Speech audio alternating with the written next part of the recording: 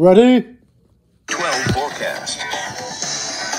Good morning. A couple of elements to our weather story over the next few days. The first will be the wind and the wind chill. Feeling very cold today because of those stiff breezes. It'll be a cold start to the weekend. And then our next weather maker could be a significant one. We're watching for a situation Tuesday into Wednesday morning for the potential of some rain and snow. We'll keep you updated on this situation. Way too early to talk about potential snowfall accumulations or anything like that, but this will be on our radar as we head into Tuesday and Wednesday. Let's now take a look at conditions here in Providence. It's a cold, slightly breezy morning, and those slight breezes making these temperatures feel colder than they look on the screen, that's for sure. But we're right at the freezing mark in Smithfield, 35 in Taunton. New Bedford, you're at 33, Newport 37, 37 Westerly, and 37 on Block Island, with those breezes at 15 miles an hour in Smithfield, 14 in Providence, 15 Newport, and 5 in New Bedford. Here's some gusts, and I do expect this map to fill up the deeper that we go into the day.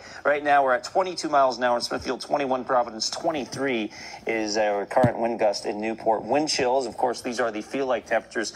And, I mean, check this out. Smithfield, you're at 22. That's your feel-like temperature. It feels like 29 in Taunton, 30 in Westerly, 29 Block Island. And these are basically our forecasted wind chills for today. I'm going to show you that as we walk you through our day the next several hours, not only for actual temperatures, but for wind chills. It's all because this front pushing offshore, high pressure building in behind it, sending those winds ripping from the northwest. Also notice some lake effect here in portions of upstate New York. Yes, there still are some little patches of snow trying to enter western New England. I don't think they make it to our area, though, as we lock in the sunshine and those cold temperatures. Noontime, we get up to 37, 39, 3 o'clock in the afternoon. The gusts between 20 and 25 this morning, late morning into around lunchtime. That's when we can see these gusts pick up to around 30 and 35 miles an hour during the afternoon.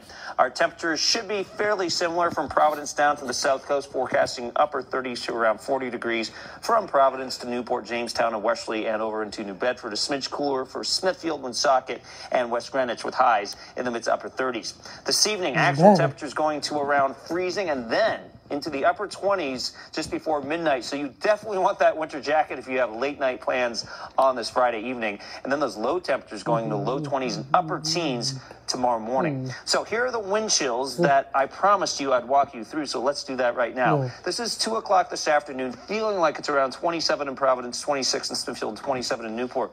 Watch the clock here. We go into the evening, watch the numbers. Really not much of a difference. Of course, now these wind chills will be accompanied with darkness, so that will make it feel even colder. And then tomorrow morning, still wind chills running in the mid to upper 20s. So if you're taking the kids out early, you definitely want to bundle them up. And then finally, a little bit of a temperature recovery by Saturday afternoon, hitting around 40 degrees with slightly less wind. I'm not saying Saturday will be completely calm. It's a little less windy than what we'll have today.